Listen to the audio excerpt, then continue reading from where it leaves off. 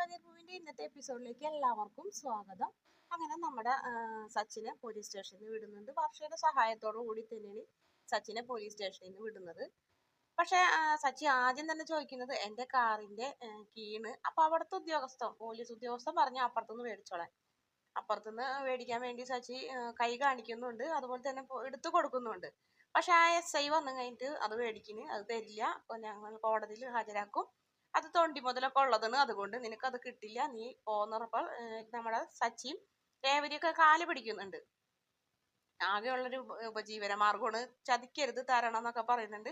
നീ ഇവിടുന്ന് പൊക്കോ, നിന്നെ കാണുമ്പോ തന്നെ എനിക്ക് കൈ ധരിക്കിന്, അതുകൊണ്ട് നീ കോടതിയിൽ പോയി മേടിച്ചാൽ മതി എന്നൊക്കെ പറയുന്നുണ്ട്. അങ്ങനെ ഒരു രക്ഷയില്ലാന്ന് മനസ്സിലായപ്പോ പുറത്തിറങ്ങി സച്ചി കാറും അങ്ങനെ കിടന്ന് കരയിന്.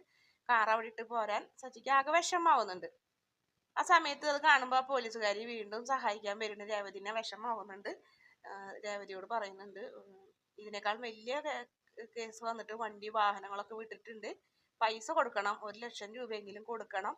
അങ്ങനെ പൈസ കൊടുത്തില്ലെങ്കിൽ പ്രശ്നം എന്താണെന്ന് വെച്ചിട്ടുണ്ടെങ്കിൽ വണ്ടി ഇവിടെ കിടന്ന് നശിച്ചു പോകുള്ളൂ എന്നൊക്കെ പറയുന്നുണ്ട്.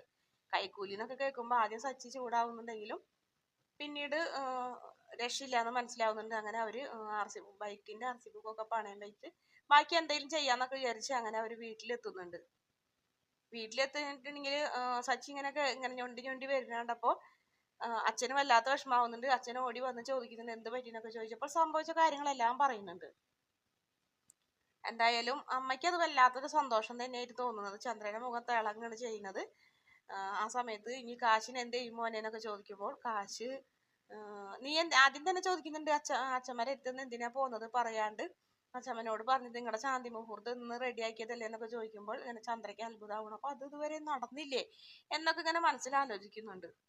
ആ സമയത്ത് കൂടെ അനിയത്തിയുണ്ട്, ദേവുണ്ട്, ശ്രീയുണ്ട്. അവരെല്ലാരും കൂടി ഇനി പൈസയുടെ കാര്യം ആലോചിച്ച് ഇനി ആരെടുത്തും ഒന്നിനും പോണ്ട എന്ന് പറയുന്നുണ്ട്. അതിനുശേഷം ചന്ദ്രയോട് പറയുന്നുണ്ട്, ഇവിടെ ഇരിക്കുന്ന പൈസന്ന് 1,00,000 രൂപ എടുത്ത് സച്ചിക്ക് കൊടുക്കാൻ പറഞ്ഞപ്പോൾ ചന്ദ്ര ഒട്ടും സമ്മതിക്കില്ല. അത് ഞാൻ കൊടുക്കില്ല, ഞാൻ ഒരുപാട് കഷ്ടപ്പെട്ട കാശിന്, ഞാൻ ചാണം വരെ വാരിയ കാശാണ്, അത് ഞാൻ കൊടുക്കൂല എന്ന് പറഞ്ഞപ്പോൾ ചന്ദ്രനോട് ദേഷ്യപ്പെടുകയാണ് ചെയ്യുന്നത് രവി.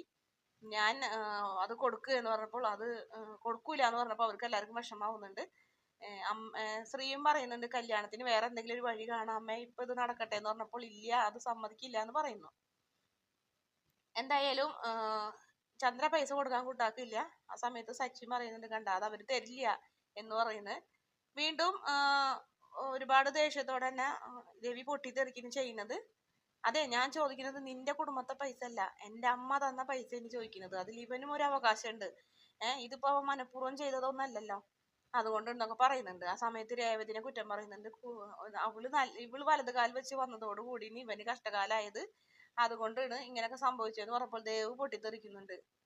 വല്ലവരും കാറിൽ കഞ്ചാവും മയക്കുമരുന്ന് വെച്ചതിന് എന്റെ ചേച്ചി എന്ത് ചെയ്തെന്നൊക്കെ ചോദിച്ച് പൊട്ടിത്തെറിക്കുന്നുണ്ട്. ആ സമയത്ത് ദേവുവിനെ തടയുകയാണ് ചെയ്യുന്നത് നമ്മുടെ രേവതി. പിന്നീടും ചന്ദ്ര പൈസ കൊടുക്കാനാണ് എനിക്കാണ്ട് അവിടെ നിൽക്കുമ്പോൾ ആദ്യമായിട്ടാണ് രവിയുടെ ശബ്ദം ഉയരുന്നത്. ചന്ദ്രേ, എനിക്കടി നിന്നോടല്ലേ ഞാൻ എനിക്കാൻ പറഞ്ഞു, പൈസ പോയി എടുത്തുണ്ടാടി എന്ന് പറഞ്ഞ്. അങ്ങനെ ഒരു രക്ഷയില്ലാണ്ടായപ്പോ നമ്മുടെ സുധിയും പറയുന്നുണ്ട് കൊടുക്കമ്മേ, കല്യാണത്തിന്റെ കാര്യം പിന്നല്ലേ, ഇത് നടക്കട്ടെ എന്ന് പറയുന്നുണ്ട്. അങ്ങനെ പൈസ എടുത്തു കഴിഞ്ഞിട്ട് ചന്ദ്ര ഒരുപാട് വിഷമത്തോടെ രാവിയൊക്കെ 1,00,000 രൂപ കൊണ്ട് കൊടുക്കുമ്പോൾ രേവതിയുടെ കയ്യിൽ കൊടുക്കാൻ പറയുന്നുണ്ട്. അങ്ങനെ രേവതിയുടെ കയ്യിൽ കൊടുക്കുന്നുണ്ട്. അങ്ങനെ 4 പേരും വീണ്ടും പോലീസ് സ്റ്റേഷനിലേക്ക് തന്നെ പോകുന്നുണ്ട്. പോലീസുകാരന് കാശ് കൊടുത്ത് കാറിൽ സച്ചി ചെന്ന് ആദ്യം പൊടിയൊക്കെ തുടയ്ക്കും. പിന്നെ കാർ സ്റ്റാർട്ട് ചെയ്യാൻ നോക്കുമ്പോ എന്ത് ചെയ്താ സ്റ്റാർട്ട് ആവുന്നില്ല. എന്ത് പറ്റിയടാ, എന്താ പ്രശ്നം എന്ന് ചോദിക്കുന്നുണ്ട് ശ്രീ. അറിയില്ല